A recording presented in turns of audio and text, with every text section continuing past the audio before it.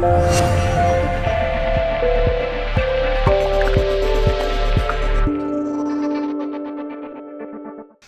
I'm going to talk about the future of communities, which includes a large component of identity by serendipity, by accident. It's not really the main theme of the talk, but it's important enough to give it a thread, if you like. I want to start off with some rhetorical questions. What makes communities, what makes them resilient, strong, good, etc., etc. The sense here being that I want to have answers to these questions, and I think we all want to have answers to these questions. I'd like to get to the end and know that we have some sense of this, although, as was mentioned, the talk is in two parts. So the first part is historical. The second part will be getting to the meat of the talk. And also, what is identity? And I want to reach a certain point in understanding. I want to know whether we need identity, whether we know what it is, and what we're going to use it for. Because these questions are actually a little bit mysterious. Everybody thinks they know what identity is, but we get into trouble when we try and define it. And finally, what makes the money work? Does it work because of various technical things which we're told by banks and central banks and so forth? Is it a finance issue? Is it a payment system? What makes money and what makes the world go round is a big question that we are now facing in this world of blockchain. This is our identity. I'm not sure why you want to know these things, but everybody wants to know these things. We've got a bunch of names there. They're all listed. You can research on the net. But at the end of the day, why is that important? And I want people to have a reason to think about that rather than a sort of fear, a sort of knee-jerk reaction. And it comes down to something like we're in a global network. We are on a sort of plane of being where we're all communicating with each other, but we aren't actually aware to a great degree who are the people on the other side of the world. I'm not aware of who you are other than the image I've got in front of me. You're probably not much aware of me unless you've done some research.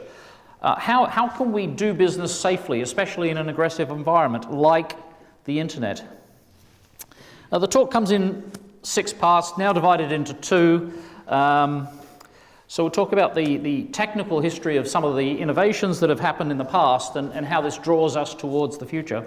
And then finally, I'll talk about what our little startup is doing to, if you like, build on this system and come up with this conclusion of how communities work. So identity. There are 4 basic schools of thought, which I have identified. Other people have come up with some other ones as well, about what identity is. And the first thing is, well, we have the state. Now, the state will tell us that we have an identity, that we are allowed to do certain things, live in a country, work in a country, get social security and so forth. So, to a lot of people, the state is the defining institution for identity. But it's not the only one in the game. If you work at a corporation, the corporation will collect all of your information about you, store it in a database, and arrange things, and they'll have multiple databases and so forth. The same thing happens with a bank. If you go to a bank, they'll do exactly the same thing, collect lots of information, and they'll say that the sum total of this information is your identity. Then there's a completely different way of looking at it, which is the psychological notion of self. When the bank tells me what my identity is, I feel a bit weird because my identity is in my head. I have grown up over a long period of time, as everybody has. I've acquired certain characteristics, good and bad, and they're all to do with me. Whereas what's in the bank's records is stuff it's collected on its behest. And then there's this other notion that the identity that you all see in front of you is something that's in your heads. My identity is in your heads because you're looking at me and you're deciding, gosh, who is this person talking? Is he making sense or is he talking rubbish? Has he written things that are good in the past? Has he made big mistakes? I have no or less control over my identity in your heads because you've got your own brains. So, in a sense, identity is that which we share amongst community. So these 4 ideas are, if you like, completely at odds. They don't necessarily work together. They could work together, but nobody really takes them in that sort of group sense. And if we walk through the different ones, there are big problems. Control and access is how I would characterize the state. The state is actually talking not so much about identifying you for the purpose of your benefit as identifying people who it hasn't identified to lock them out. So if you like, it's an access and control mechanism. It's both for you and against you. So it's not necessarily in your interest. And the same goes for the corporation, the bank, the corporation that you work for, the various other organizations out there, Amazon, Google. They're working for their interests. And yes, they will sell you a product, and you might like that product, but in some sense, their interests are more important than yours. And that third thing about your consciousness, yourself, as you've been taught and grown up and so forth, that's in your head. That's really good, but it's not the sort of thing where we, in the world of internet and blockchain and so forth, we cannot leverage that. We can't get into your heads. And actually, that's kind of a scary thought. We don't want to get into your heads, or at least I don't want your AIs to get into my head, because that's pretty scary. I wouldn't want anybody fiddling around with my thoughts. I'm having enough trouble with them as they are. But when we come to that fourth one, community. Community is about interactions and discussions and presentations and beers and so forth. These are things which are between us, and we've automatically, by participating, given permission, given expectation to share these things. And these things are something we might be able to work with. So if you like, what I'm edging towards is a thesis that identity, certainly the useful part of identity for the building of digital systems, is found in community and not the other schools of thought. So we have this sense that we're looking at the identity of a person within the community, your family, your group, your peers, who you went to school with, this sort of thing. You participate and you share and you build, you do these things. The interesting thing is, if you take all of the interactions that happen, sum them together, as far as you're concerned, looking at somebody like myself or your relatives, your school teachers, etc., you've got a pretty good idea of something. It's a basis. So the question is, can we take these interactions, can we capture them, can we make them safe, can we make them reliable? And we've done a lot of work about this in the past. There's quite a few people here who might have been here in the 90s. In the 1990s, we did this thing called PGP, which was encrypted email. Who here has actually done PGP? That's not bad. Okay. So you know the basics there. Everybody has a private and public key pair, and when we meet, we swap each other's fingerprint, and then we go home and we play with our computer and we sign each other's fingerprints. So we create this, if you like, a link between one person and another where we've signed off on their key. In the key, there's going to be something like a name or an email address. And that picture there on the right-hand side, that's actually, I think it's called Chemnitz Linux over in Germany, some group over there that does measurement of these things. That's their graph of interactions. As we look into it and as we do these experiments, everybody expected great things to happen with the web of trust, but actually nothing much happened. And the reason is, I think, that each of those links between those people, there was a name, there was an email address, there was maybe some other things. The problem was nobody had a standard meaning for what that all meant. So if I gave you a different name, you would still sign my key. If some groups would demand to see a passport, and some groups would insist on not seeing a passport. So the problem is the graph is completely unreliable. We don't know what any particular link means. Now, the alternative to this was public key infrastructure, which took a very different view. It basically said we have an authority at the top, PKI and so forth. In this case, the certificates are created by a CA that signs over your key, and it does this by checking your name and email and so forth. And you see this notion whereby you've got a CA at the top or a power structure at the top, and it has designated or delegated sub-CAs, and then right down the bottom is us, the people. And according to their model, we, the people, would trust the sub-CA, and then it would go up to the top. They would tell us that we would trust upwards. Now, again, we can ask the same question. Why didn't this work? But what did it all mean? And if you look a bit deeper, you find that the CAs did actually create a standard of what a name meant, or a standard of how they checked an email address. But then you could ask the question, what happens when it goes wrong? What happens when they're tricked? Well, it turns out that there is one answer from your standard CA. You're screwed. They take no liability for anything they do. So when they take no liability, there's a race to the bottom in terms of quality. They all race to do the cheapest possible job possible, get the fee and get out of the way. So the end result is, again, just like PGP's Web of Trust, there was no reliance. There was no ability to rely on this structure. Which brings us to a group called CA-CERT, which I worked with. Big group around the world. We had at some stage active 6,000 assurers and active communities into the many, many, many thousands. What we'd essentially done was merge the two concepts together. The PGP Web of Trust merged with PKI.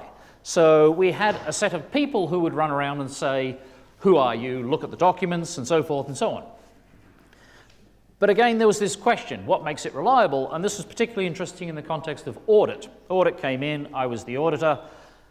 What happens when it goes wrong is the question I asked, and they didn't have an answer. But we found the answers. We found the answers. The first answer is that when you look at this interaction, signing over a key, that's me signing your key or vice versa, we're creating what we call an edge on a graph. And if you think about a graph, you've got nodes, which are the points, and then the lines between the nodes, they are the edges. So what we're turning around and what we're discovering is that identity is a protocol not related to the nodes, but it's related to the edges. So each of those edges can be captured in a sort of simple sentence.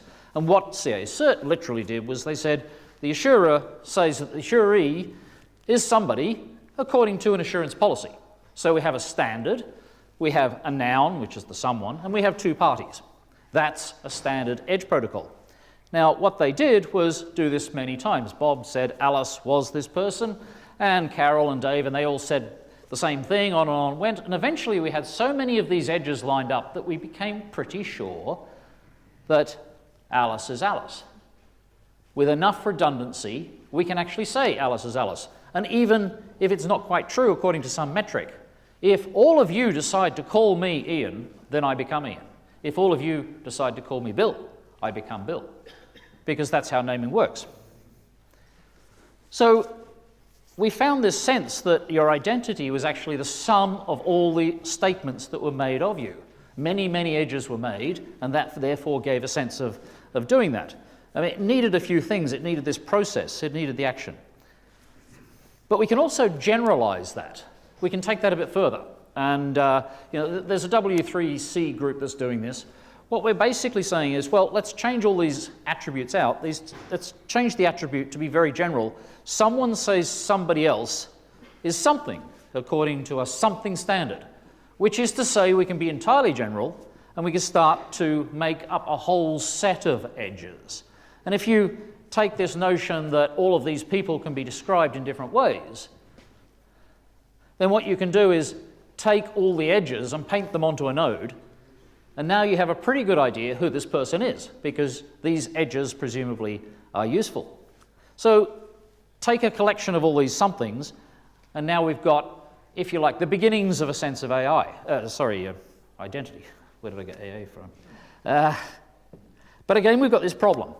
How do we know it's reliable? Well, the first thing is to establish the process, which was that assurance policy. We still need to figure out the honesty and reliability of the parties. And the way we do this is we set ourselves to be all equal, and we set ourselves a set of rules and processes, and we also accept the rules. And one of the rules is that everybody is liable for errors. Because we're equal, we can all agree that we'll all take on that responsibility. And there is a second major component to this, and that is how we make people liable for errors. It's what we call arbitration. This is a method which is captured in the law of pretty much every country, certainly the important ones.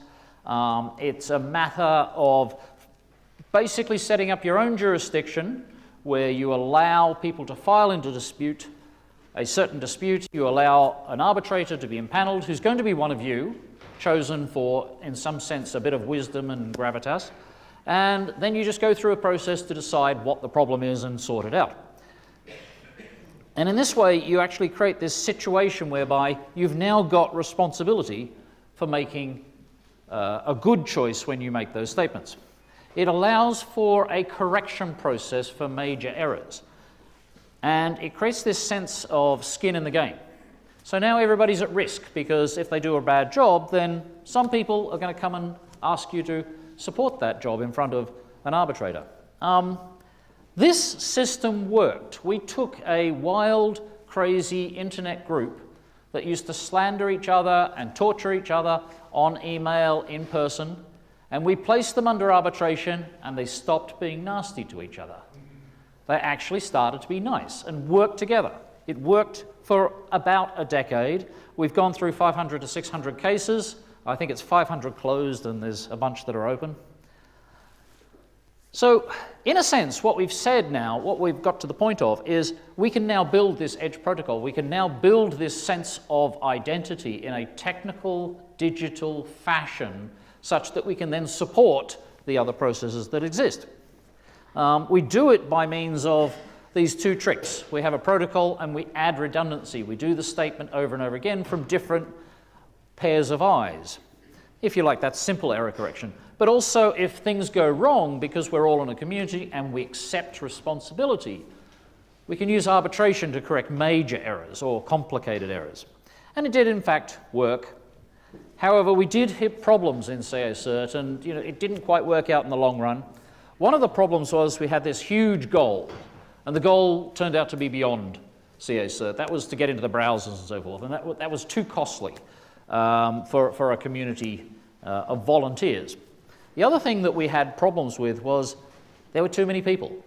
It was too big a community, too many decisions, too many roles, and so forth. So I think, on the whole, there's a hint as to what's coming next. And now, just to segue across to crypto, of course, this is a Bitcoin meetup or a blockchain meetup. I like to begin talking about crypto. I mean, there's not much point in me talking about crypto, but one thing that could be said is that it has a very long history. Decentralization started a long time ago. The earliest decentralization of a technical field that I know of was Marconi, who invented the radio and sent messages from one place to another. And by that, he then centralized communications away from the centralized telegraph network. And these inventions have rolled on through time. Public key crypto was a very big invention, which allowed us to get away from the notion of using motorcycle riders or post to send secret keys. We could now send public keys and bootstrap from there. Here in Amsterdam, of course, the history of DigiCash and eCash was born, and that was a notion of creating a perfectly reasonable private monetary system which was decentralized away from the financial system. We no longer needed to go to a bank to do money. We could do it in a private server. CA-CERT's assurance mechanism allowed us to get away from the highly centralized concept of CAs, which had that hierarchical concept. And I invented a few things which also did a little bit towards decentralization, these Ricardian contracts, triple entry, but they're out of scope for tonight's talk. And then we get to Bitcoin. And basically what it did was it filled in that last missing link. We decentralized away that third-party problem. So that's all very interesting. Here we are and so forth, but we still have the situation where money, for example, money in Bitcoin, money in Ethereum and so forth, it automatically creates a very large global community around it. From a technical point of view, it does scale very well. There's a lot of people holding Bitcoin and Ethereum, and all of those people are hoping that more people will hold it. But somehow or other, we kind of left behind the notions of relationship and trust, which means that it's actually a lot harder to do business. than we would have liked. So where are we with blockchain? You could almost say that it's absent of trust. Some people use this trustless term and so forth and so on. Is it trustless? I'm not sure about that. It almost might be negative trust. You are encouraging a community of people who don't need trust, and therefore they won't trust, and therefore they're not trustworthy or something. And you see this in the notion of DDoS attacks and thefts and all these arguments with core and so forth and so on. So in some sense, how do we bring together the Bitcoin world or the blockchain world into a community where people are a lot closer and nicer and easier to do business with in a nice fashion? And I think the answer is to concentrate on community. But for that, you have to wait for part 2, which is later on, because that's the end of the first part.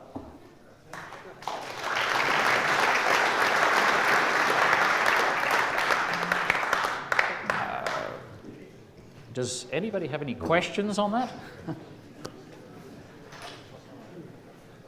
Yeah, any questions? Are there any questions? I was surprised that that you say your identity is owned by the others. Yes, yes. I see my identity in your eyes. So the community owns your identity, is the concept. Let me say that that's a hypothesis, a controversial hypothesis. Yes, because I thought, well, that's a contradiction with what identity is, isn't it? Well, number 3 is your identity is in your head. I've Yes. always thought, well, the only thing I have really in this world is my identity. It's by myself. Oh, but you're ignoring your friends, your relatives, your You family. suppose I have friends. Well, I guess you're not from here, I guess. Any questions? Any questions about? Yes. I'll come to you with the box. You can throw. Yes, I know, but you don't know me. So if we don't know each other, so we need someone in between, right? And so there's all of these people in this network, they need to know someone in between. So in the end, won't it come down to people relying on someone else vouching for them that is like a friend of everyone? And there's this thing called government that knows me, it knows you, so it can vouch for my identity, it can vouch for your identity. So in the end, doesn't Web of Trust, if it works, evolves naturally towards a centralized system? Well, centralized is always more efficient if we can agree what that centralization is doing. So everything evolves towards centralization, if you like. But when it comes to, let's start with one assumption. You say that the government can vouch for you. I don't think your government vouches for you. Your government will control you, but it won't support you in a business deal. It won't tell me that you're good for business. It might, if we're lucky, tell me that you live here somewhere, or you are a particular nationality, but that's not exactly vouching for somebody. Well, it vouches for a name, and there's a transaction history attached to that name. Attached to that names, for example, the companies I had, places I worked, things I might have misdone in the past. Right. Maybe. That kind of works perhaps in your context. Perhaps in the Netherlands I can get that stuff from your government. But as soon as we cross the border, what happens then? Is there a standard where I can acquire that information for any citizen in the world? Actually, there are some things I can't acquire in one country, and in another country I must acquire. So there's all these contradictions that exist. How reliable is it? And finally, what happens when something goes wrong? Now, you are probably really confident of your courts to sort things out. I'm not so confident. Tomorrow I get on a plane and I go to another country. If I'm to sue you because something mucked up, whether it's my fault or yours, I'm now in a world of pain. So if you like, it's what we call in English a shell game. It works until there's a problem, and then it stops working. You can't conduct business in a scenario where you're just as likely to sue somebody across a border. It just doesn't work, which is why supply chain, for example, is very costly and slow and cumbersome. When you're moving across borders, the legal systems break down. because they can't deal with the fact that people are crossing borders. So that's all very well and fine. Why are we talking about that? It's because the internet is as if everybody's in another country. It's really hard to sue somebody on the internet. You've got to figure out their name, and you've got to go to their country, you've got to apply in their court, and et cetera, et cetera. Chances are you're dealing with a court that's many thousands of miles away. So in practice, the legal systems cannot help us much on the internet. Of course, they can at the edge, in very grave cases. But for general purpose stuff, no, not really. Hence, you fall back to big corporations with big names and big regulators and so forth. But what happens to the rest of us? What happens to small businesses? What happens to people who just want to do trade? You know, Bitcoin swapping across to Africa. How are you going to do that? The governments aren't helping there. So we need an alternative, and that's kind of what I'm trying to edge towards. I'm curious for the second part. Yeah. Okay, Ian, thank you very much, because we have to move on. Otherwise, we get a problem with the schedule. Thank you very much. See you next in part 2 or 3. Yeah. Okay, part 2. Whatever happened to part 1? Yeah. We were talking about identity, and I think, you know, just to put it back in the mind, this notion of identity as a collection of attributes which we collect between interactions between each other becomes the interesting backdrop for what happens next. And now we're going to get anecdotal. I have to tell stories because it kind of gets very complicated.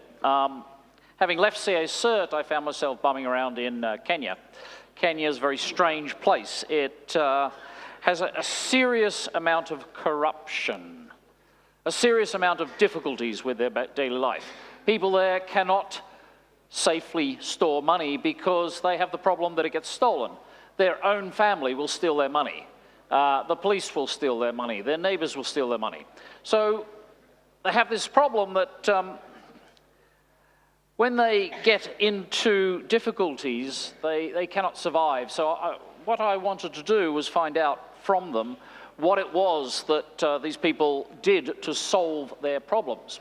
And this is a very difficult process because what happens is there's a whole bunch of white people, that's us. We're called wazungu, and literally this means aimless wanderers, people who go there, see nothing, understand nothing, and end up changing nothing. And that's how the process works. But I had the very good luck to talk to a woman who understood this process, educated, and understood how to deal with us wazungu. And she said, well, when I asked, how do you save money when it always gets robbed, when it always has trouble, when everybody's stealing from each other, she said, well, we have our chummers. Now, what are chummers? These are tiny groups of 10, 20, 30 people, typically women. Doesn't have to be, but the women are the ones with the long view. They come together on a monthly basis, and they put their money on the table. They save. They create, if you like, a community trust mechanism where they import trust because they all know each other. Everybody knows everybody, and they choose to work together. They choose to reinforce each other's saving patterns. They do this on a regular, long-term basis. And by that, we're actually looking, if you like, at a community-level approach. And the interesting thing about these little communities is what they do is they create skin in the game. They have their savings inside the group. So not only did they import their own trust mechanisms, so therefore they started on a very good basis, they added assets to the process, and therefore everybody's got serious amounts at risk in this process. So the end result is they're very, very strong. They're strong against outside theft. They're also strong against internal theft. Because there's always problems, they know how to deal with this. They've developed their trust processes as they go. Now, having done this, the interesting thing is they're very, very strong on each other. So they can make statements about each other that are very reliable. Because everybody is in a trusted environment, because everybody's got skin in the game, because they have their own internal processes, it is a perfect source for attributes, as we discussed before. And it's interesting that there's you can make a statement here. The number of these chummers is huge. In a country of 40 million people, there are about 1 million Chalmers. The bottom 42% of the market, the GDP, is powered by this mechanism. It is the underbelly of the economy. And these small groups then, they become the small communities that when stitched together, they become the beating heart of community in these countries. It's not only Kenya, it's all the way across Africa with different names in every place, all the way across India, the Caribbean, and Latin America. Most developing countries where typically you have this problem of corruption will have this feature. Now, it's not all good. They're very slow and clunky. They are a group of small people with very primitive, if you like, by our standards, processes. They do all their accounting on paper. They have books, big books, which they write laboriously, their accounts as the money comes in. They also do, if you like, ad hoc financial issuance. They organize their shares in their investments, which come along a bit later, and these shares are also organized in the paper books in terms of long, laborious accounting entries. Now, what do they do with the money? There's two things that happen. The very simple ones, just they do what is known as a merry-go-round, and it organizes such that you come in on the month and one person takes the money away, so that person has essentially got a big hit. The next month it's somebody else's turn. The more sophisticated ones actually save up the money for another deal, and after a couple of years they've got a war chest. They then turn around and they go and buy an investment. And it turns out that actually their problem is not so much getting to that point there. Their problem is a poor investment environment. And it's kind of a bit odd and weird to think of, but actually they've got a lot of cash. They've got a lot of money. They are very cash rich, and the reason is they've got poor investments. So there are things we can do about this. And of course they've got the ever-present corruption risk. What they need then is automation of their processes. Now, this is a little bit of a technocratic approach, but think about the notion that they could communicate better with better automation, you know, messaging and Facebook and so forth, but very importantly, accounting. So if they had digital accounting, they could chop their processes in half. And we know this because we did this. They could save with much more safety and security if they had good accounting, because then they would be reducing their insider fraud. Which brings us to this notion that we should be able to do better in this day and age of crypto. Which brings us to Chamapesa, the project I'm involved with, which is why I'm speaking today. If we took this notion of a small social savings group and we added it to the CA Cert process I talked about earlier, such that we had a governed community, and we add this dash of blockchain, just a bit, not too much, and we turn it into an app on the Android phone, then what we've essentially got is an ability for small social savings groups to save, turn their accounting into crypto, issue cash and assets according to their actual asset holdings, and become much safer, much more secure, and also much more robust in an identity sense. So that's what we're doing. We're bringing in a whole bunch of things together, which are coming from different areas. The small community concept provides the trust. On top of that, we add the notion of constitutions, such that we can then start to have a common constitution across groups. We also bring in CA Cert's notion of arbitration, which allows dispute resolution, again, across different groups. And we use those attribute ideas to knit different identity statements across the different groups.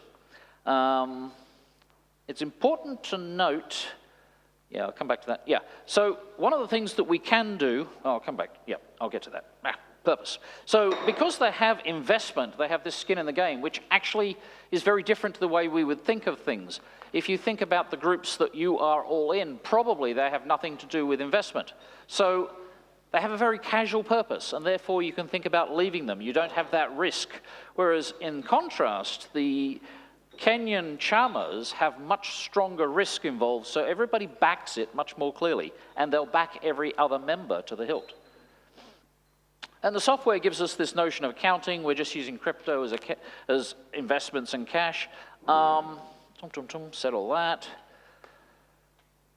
And blockchain, we can use blockchain in three ways. Initially, when we did this in Kenya about 3 or 4 years ago, we didn't use blockchain at all. We used my old 1990s digital cash style software, which worked fine.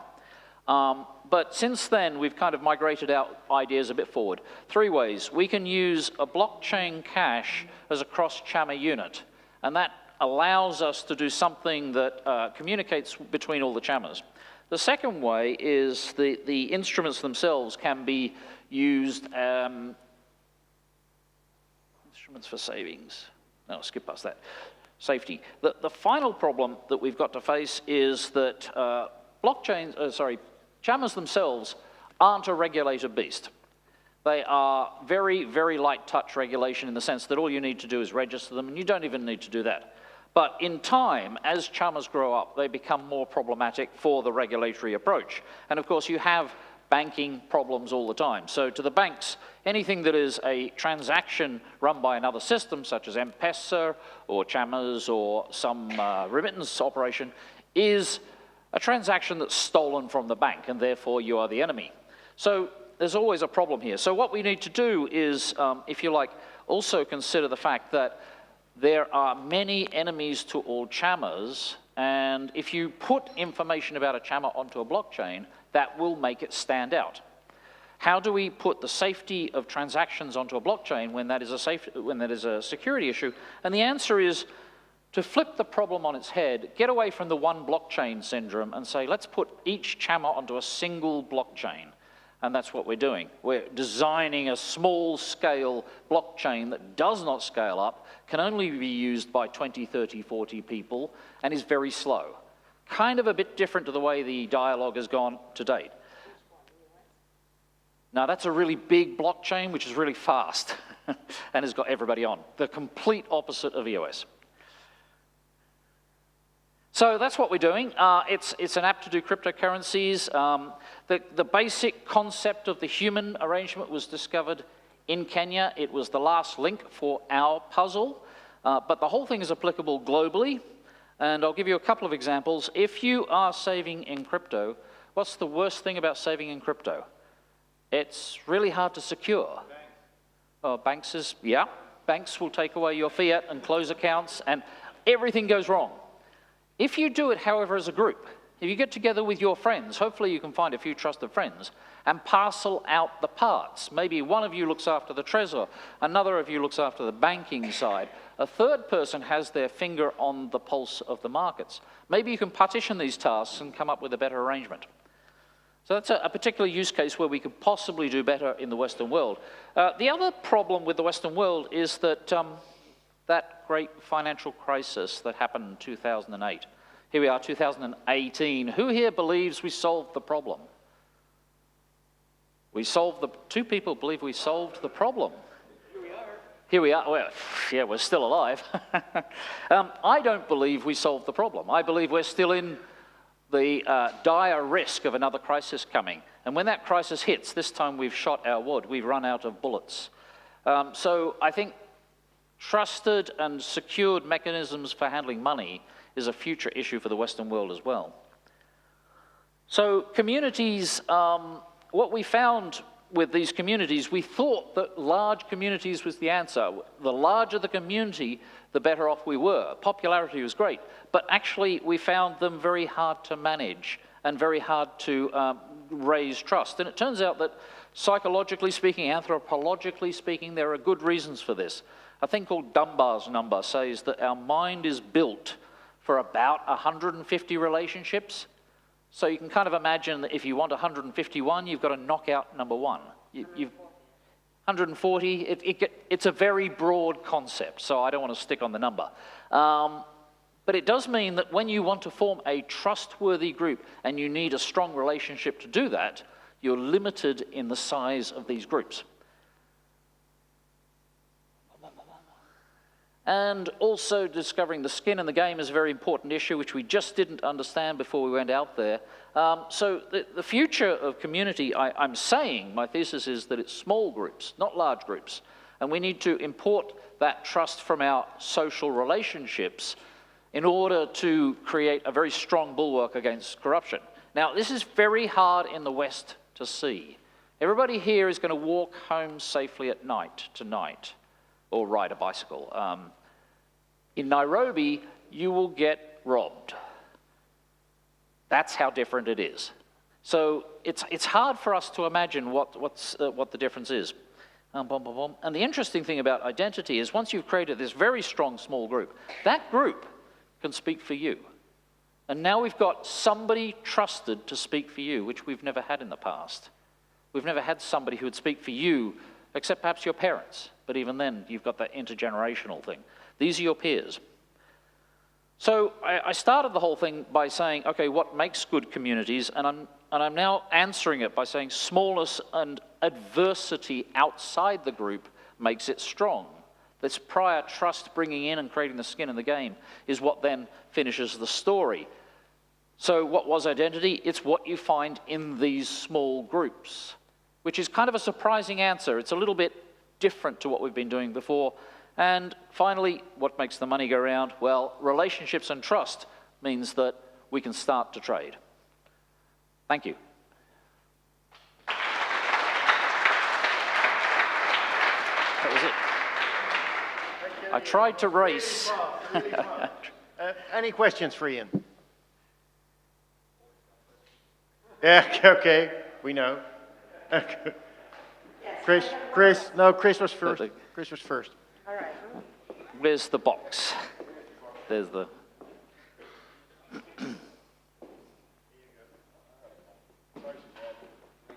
I think they passed in my direction.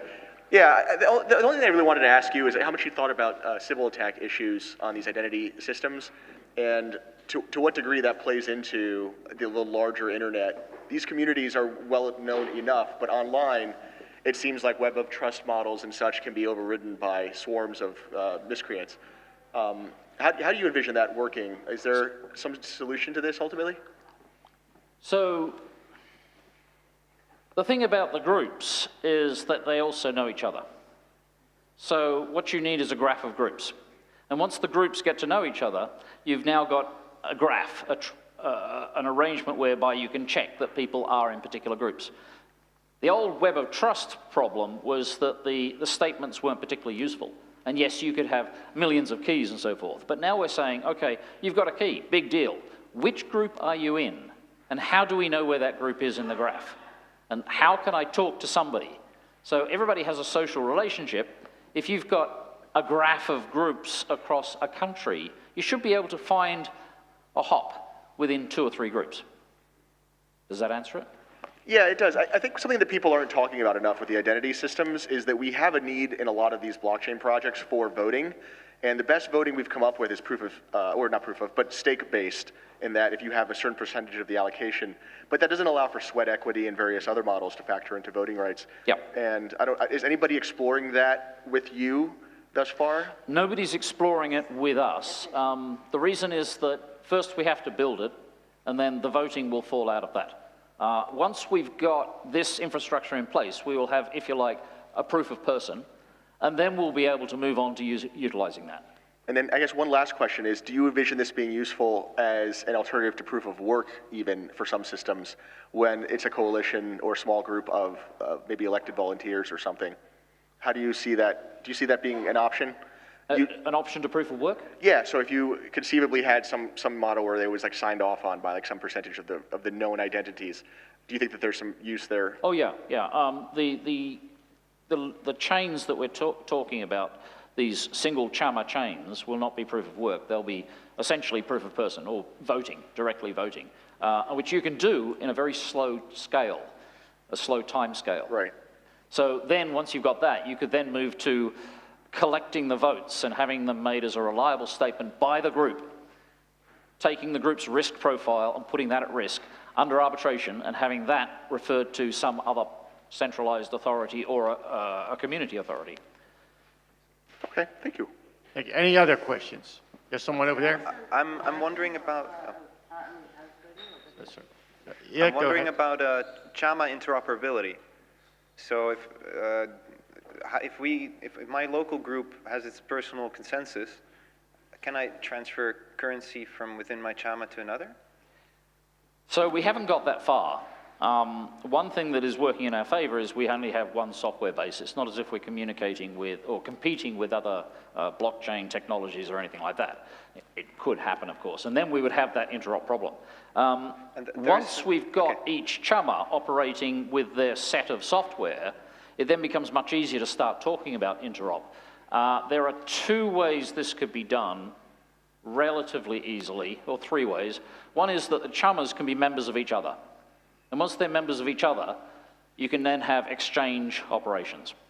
The second is you can have a chummer of chummers, one group that has a bunch of members, and then it starts to offer direct services. And the third way is if the servers themselves or the interoperability itself in the software provides some sort of gateway mechanism. And all of those we've thought about, but we haven't really gone too far on it. There's cool, one person over there. Could you throw the catch? Thank you. Yeah. Could you comment a bit more? I'm intrigued by the tiny blockchains idea. Could you comment a bit more about the technical aspects of how that's realized? I mean, this is people use a mobile app, and yes. they do it's proof of person, so they manually confirm, let's say, the validity of transactions of the net ledger. Could you comment a bit more about it? So I'm actually writing this up, and I haven't got the full story in my head in a very brief description. But basically, you can think of it like a chat room. If you take a chat room and you call it an immutable log, and then people start posting onto the immutable log, then they can start posting transactions. And if they post transactions, then you can create an accounting system. Now, that can be done as long as you're careful about how you do it with an encrypted fashion, such that the node that is collecting all these, the node that is collecting all the posts cannot see what the posts are, but it can be responsible for ordering them. Right. Now you slice the problem in half and you say, well, we now have an ordered sequence. If there's any clashes, like double spends, the users themselves can do the validation. Right, okay. So we're splitting the problem between one node which is delegated to just do the ordering, and everybody else is doing the validation. Okay. Oh, thanks. Thank you. Very interesting. Okay, I think that was the last question and the end of the evening, Ian. Richard, you want to say a last thing? Thank you. Thank you. Thank you very much.